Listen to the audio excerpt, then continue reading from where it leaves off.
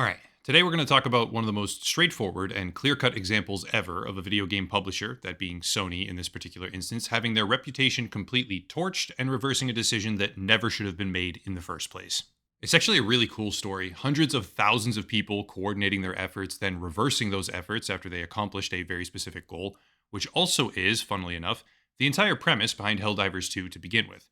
It's almost like a mission from the video game spilled over into real life, causing a massive and very coordinated community of players to start review bombing their own game in an effort to fight back against their corporate overlords. It's honestly fascinating, and even though people have been asking me to talk about this ever since it first got started, now I can talk about the entire thing fully, start to finish. It all began, funnily enough, when the game first came out. Hidden away on the Steam page was a little yellow banner that said, quote, requires third-party account PlayStation Network, end quote. And this requirement was also reflected in-game. When players booted up for the very first time, they would be faced with a screen telling them that they needed a PlayStation Network account in order to play the title, but there was also a skip button down underneath it. Anyone who wanted to, on PC at least, could simply ignore the fact that a PlayStation account was allegedly required for Helldivers 2, and further magnifying the confusion surrounding all of this, on Sony's own PlayStation website, the section containing frequently asked questions, or FAQ, up until May 3rd of 2024, said, quote, signing in to PSN is optional when playing a PlayStation game on PC, end quote. That is, in no uncertain terms here, contradictory language, and we learned at one point from the CEO of Arrowhead Game Studios that this requirement was only disabled shortly after launch because of server issues, which means that this mandatory third-party account policy had always been there, hovering in the background or off in the wings, but no one actually knew that. You could argue that they should have known, maybe, but again, the official PlayStation website clearly stated that signing into a PlayStation Network account was optional for the PC player base. Recapping quickly here, Helldivers 2, since the very beginning, had a nebulous and ill-defined requirement that all players have an account on PlayStation Network. This was listed in a couple of different places, it was contradicted elsewhere, and it was immediately disabled when the game first launched, because of server load, allegedly. However, now, 3 months after its initial release, and after the community had exploded into the millions, that requirement was reinstated at the behest of Sony. On May 2nd, 2024, originally published on Steam, a message went out reading as follows, quote, due to a technical issue at the launch of Helldivers 2, we allowed the linking requirements for Steam accounts to a PlayStation Network account to be temporarily optional. That grace period will now expire. See details below in this post. Further down, as such, as of May 6th, all new Helldivers 2 players on Steam will be required to connect their Steam account to a PlayStation Network account.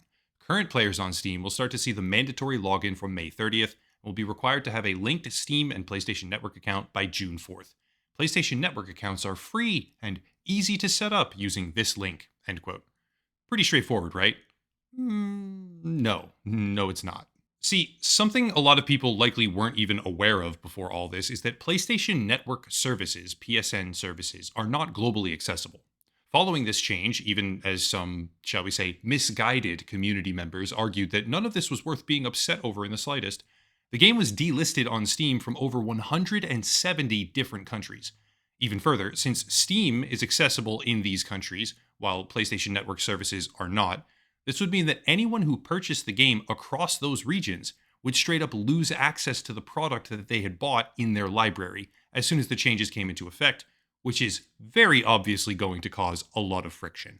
Good guy Steam over here, recognizing the untenable nature of that situation, obviously, began issuing refunds to players that wanted one even if they had already crossed the typical 2-hour game time threshold, which is required to be under if you want a refund, which solidified the idea that Sony was the bad guy, Steam was just trying to help, and developers themselves were just caught in the middle. Obviously, the backlash over all this was very quick to begin, but then, between May 3rd and May 4th, Sony actually went and changed the language of their PlayStation website to read, quote, some PlayStation games may require you sign in and link to an account for PSN, end quote, whereas the previous version said signing in to PSN is optional. That's shady. It reminds me of the Tarkov situation, which just recently happened, where Battlestate Games went and changed the language on their website to try and obfuscate the fact that they had basically lied to everyone. So people aren't really having that in gaming right now. And people immediately saw it, obviously. But things were only just getting started because a massive community of very dedicated and very well coordinated video game players were now faced with a new enemy. This is the part where chaos ensued. First, a few players here and there began a process that's called review bombing, where you change your review of a product to negative or leave a brand new negative review if you can, which indicates dissatisfaction for one reason or another. In this case, dissatisfaction at the prospect of losing the product they had purchased because Sony wants to implement unnecessary requirements that they can't even adhere to, the players, that is. But that opening salvo of negative reviews sparked a set of very interesting responses. One of the Helldivers 2 community managers, named Spitz in this case, posted, quote, "I want people to make their displeasure known in a place where it might actually make a difference. Steam reviews and refund requests will do that. Angry posting in the Discord won't. I'm not happy about this decision either," end quote. The CEO of Arrowhead, whom was quite active through all of this on social media, said, "Ouch, right in the review score. Well, I guess it's warranted."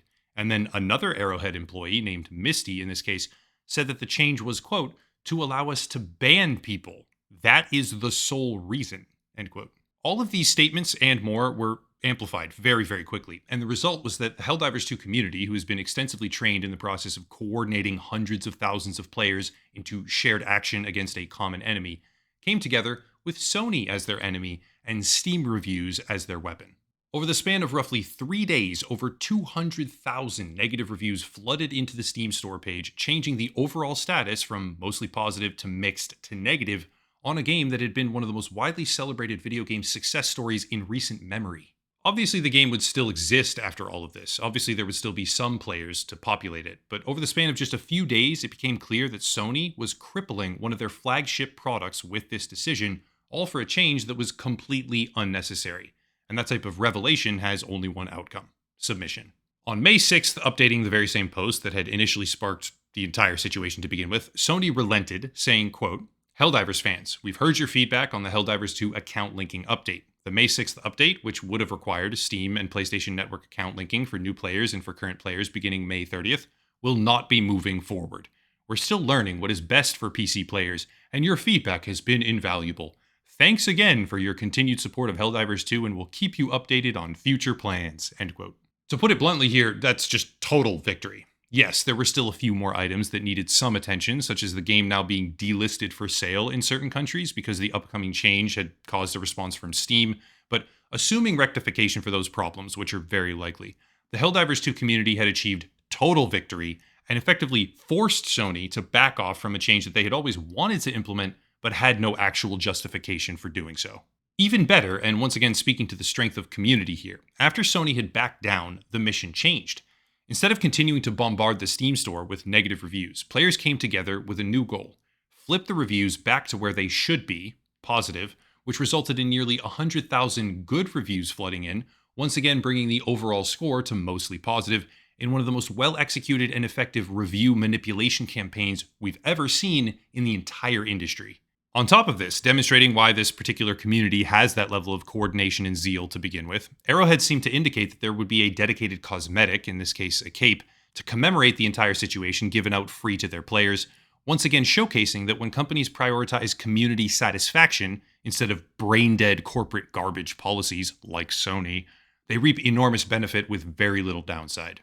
Helldivers 2, in particular the PC community for the game, has become a perfect demonstration of what organized backlash can achieve. Sony was quite literally about to enact a policy that would have restricted the game from being even accessible to anyone who purchased it in over 170 different countries around the globe. That's insane. But rather than simply whining about it on social media and doing nothing, the players of that game came together, bombarded Sony into submission, forced them to change their policy, and now the game is better off. The community is better off. The developers are better off. Literally everyone is better off because organized action shut down the asinine decision-making of a brain-dead publisher. I try to avoid being hyperbolic on things like this, but mainstream AAA publishing companies in video games are a worthless and oftentimes detrimental force on all of gaming that needs to be put in their place. Highest praise possible here to anyone who helped put Sony in theirs. They absolutely deserved it, every bit of it.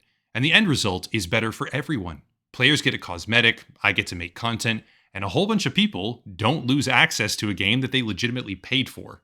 Win, win, win, win, win. That's it. If you want to support the channel, or if you have topic requests or anything like that, there's links down below. There's a sweet VPN deal. Everybody needs one of those. Use my link. Locals and Patreon, that's where you can reach me most reliably, let's say with a topic request or something like that suggestion, and more, but I'll cut it there and stop rambling. As always, thank you all for watching, question everything, and have a nice night.